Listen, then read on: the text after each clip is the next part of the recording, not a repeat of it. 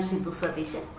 നമ്മുടെ കേരളത്തിലെ രാഷ്ട്രീയ ചരിത്രത്തിൽ ആദ്യമായിട്ട് വിശ്വസിക്കുന്ന പ്രസ്ഥാനത്തിന് വേണ്ടി ജീവൻ ബലി നൽകിയ ഒരു വ്യക്തിയാണ് സംഘപരിവാറുകാരൻ, ആർഎസ്സുകാരൻ ശ്രീ വാടിക്കൽ രാമകൃഷ്ണൻ.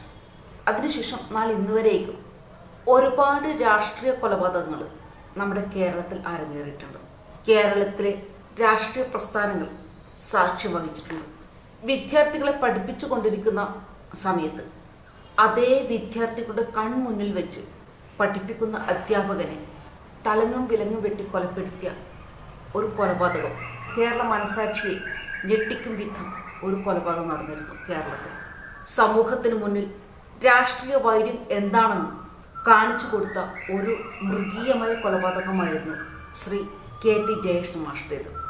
അതുപോലെ തന്നെ തങ്ങളുടെ രാഷ്ട്രീയ ഇച്ഛയ്ക്ക് നേരെ പ്രതിഷേധിച്ച പാർട്ടി കോടതിയിലെ വിചാരണയും വിധിയും എതിർ പാർട്ടി പ്രവർത്തകരെ അടിച്ചേൽപ്പിക്കുകയോ അവരെ കീഴ്പ്പെടുത്തി വധിക്കുകയോ ചെയ്യും. അത്തരം ഒരു വിചാരണ കൊലയായിരുന്നു അനിൽ ഷുക്കൂറിൻ്റേത്.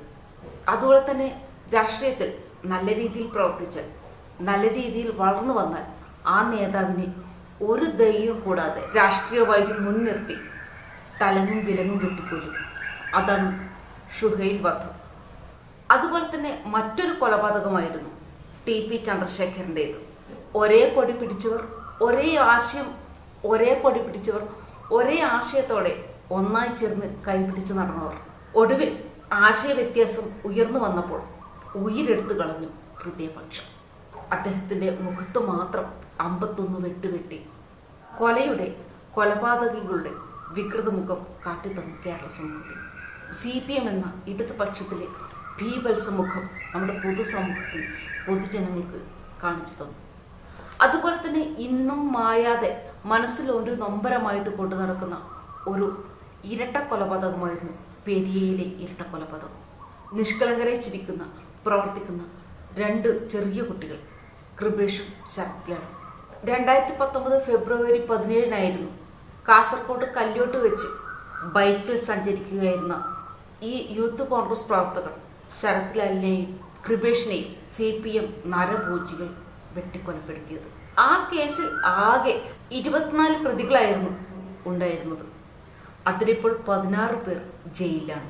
CPMൻ്റെ 16 പേരും, അതായത് ഈ കൊലയാളികൾ ജയിലിലാണ് എന്ന് പറഞ്ഞാൽ ഒരു പ്രഹസനമാണ്. ജയിലിൽ അവർക്ക് സുഖവാസമാണ് നമ്മുടെ സർക്കാർ ഒരുക്കിയിരിക്കുന്നത്. അതുകൊണ്ട് അവർക്ക് ജയിലിലായാലും അവർ പുറത്തായാലും CPMൻ്റെ കൊലയാളികൾക്ക് ഒരേപോലെയാണ്. അതുകൊണ്ട് അവർ ജയിലിലാണ് എന്നുള്ളതിൽ വലിയ കാര്യമില്ല. കൃപേഷും ശരത്ലാലും കൊല്ലപ്പെട്ടത് ഊർജ്ജസ്വലരായ 2 ആൺകുട്ടികൾ ആ പ്രദേശത്ത് CPMൻ്റെ എതിർ പാർട്ടിയിൽ ആത്മാർത്ഥമായി വിശ്വസിക്കുന്നു, പ്രവർത്തിക്കുന്നു എന്ന ഒറ്റ കാരണത്താലാണ്. അല്ലാതെ ആ കുട്ടികൾ ഒരു പെറ്റി കേസിലോ ഒരു കൊലപാതക കേസിലോ പ്രതികളായിരുന്നില്ല പ്രതികാരം ചെയ്യാൻ. എന്നാൽ ഈ 2 കുട്ടികളുടെയും കൊലപാതകം അല്ലെങ്കിൽ രക്തസാക്ഷിത്വം ഇന്ന് വിവാദമായിരിക്കുകയാണ്. അതും കോൺഗ്രസ് പ്രവർത്തകരുടെ ഇടയിൽ, കോൺഗ്രസ് നേതാക്കളുടെ ഇടയിൽ പ്രതിഷേധങ്ങളും വിമർശനങ്ങളും ഉമിത്തി പോലെ എരിയുകയാണ് കോൺഗ്രസിനുള്ളിൽ.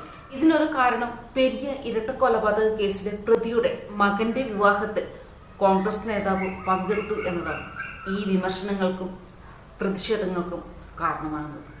അതായത് ശരത്ലാലിനെയും കൃപേഷിനെയും കൊല ചെയ്ത 3-ാം പ്രതി ബാലകൃഷ്ണന്റെ മകന്റെ വിവാഹത്തിൽ പെരിയ മണ്ഡലം പ്രസിഡന്റ് പ്രമോദ് പെരിയ പങ്കെടുത്തു എന്നതാണ് പ്രധാന പ്രശ്നം.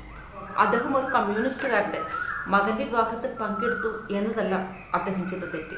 യൂത്ത് കോൺഗ്രസിൽ പ്രവർത്തിക്കുന്ന കൃപേഷിനെയും ശരത്ലാലിനെയും അരുൺകൊല ചെയ്ത 3-ാമത്തെ പ്രതി ബാലന്റെ മകന്റെ വിവാഹത്തിൽ പങ്കെടുത്തു എന്നതാണ് കോൺഗ്രസ്സുകാർക്ക് പ്രതിഷേധമുണ്ടാകുന്നത്, അല്ലെങ്കിൽ യൂത്ത് കോൺഗ്രസിൽ പ്രതിഷേധവും വിമർശനവും ഉണ്ടാകുന്നത്.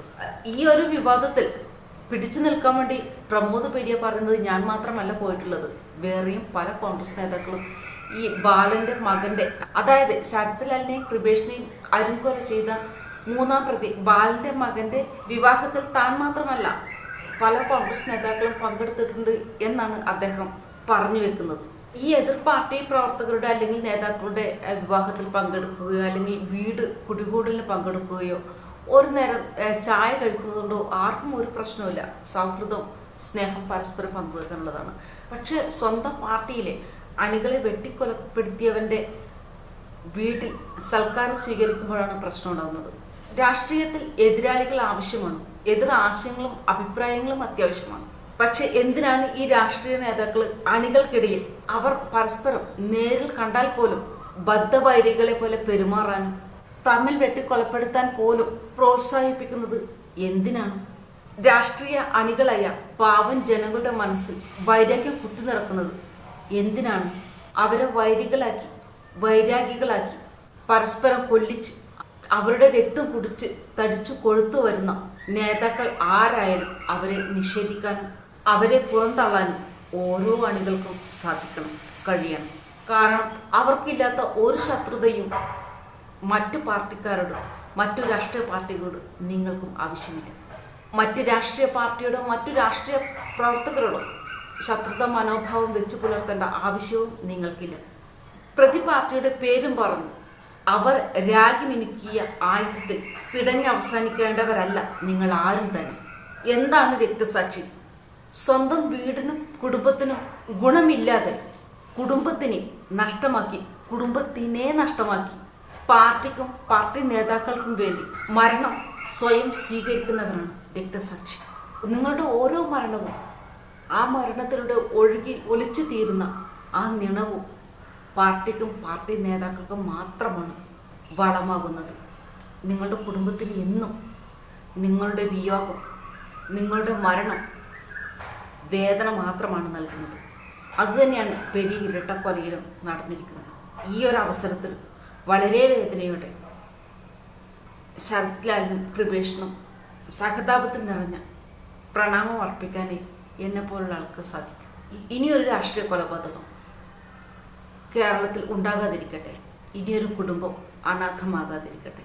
മറ്റൊരു നല്ലൊരു വീഡിയോയുമായിട്ട് ഉടൻ വരുന്നവരും അതുവരെ എല്ലാവർക്കും ജയ് ഹിന്ദ്.